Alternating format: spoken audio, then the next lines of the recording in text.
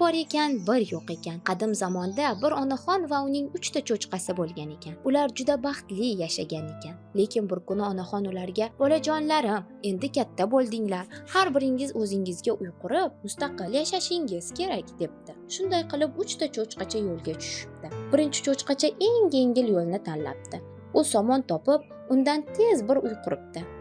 "Mana endi dam olaman", deb quvongan ekan, lekin oradan ko'p o'tmay yovvoyi bo'ri kelibdi va "Cho'chqacha, meni ichkariga qo'y", debdi.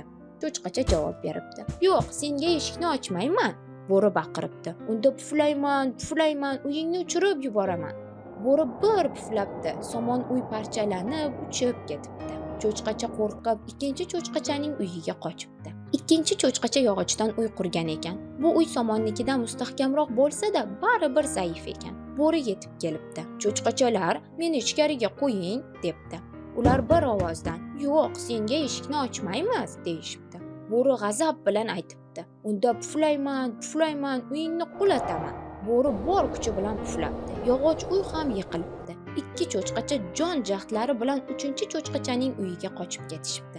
Uchinchi cho'chqacha o'ziga g'ishtdan mustahkam uy quribdi. Bo'ri u yerga ham kelibdi va doimiy gapini takrorlabdi: "Cho'chqachalar, eshikni ochinglar". Ular javob berishibdi: "Yo'q, ochmaymiz".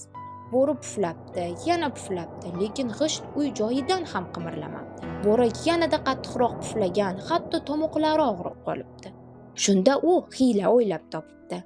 "Men tomdan tushaman", deb uyning mo'ris tomon chiqibdi. Ammo aqlli uchinchi cho'chqacha qozonda suv qizitayotgan ekan. Mo'ridan tushgan bo'ri qaynab turgan suvga tushib ketibdi. Qattiq dodlab uyning orqasidan qochib ketibdi. Shu u boshqa hech qachon cho'chqalarni bezovta qilmaydigan bo'libdi. 3 cho'chqacha esa mustahkam uyda birga yashab, mehnat qilish va sabrli bo'lishning foydasini tushunibdilar. Shunday qilib ertagimiz yaxshilik bilan tamom bo'ldi. Ko'rishguncha xayr.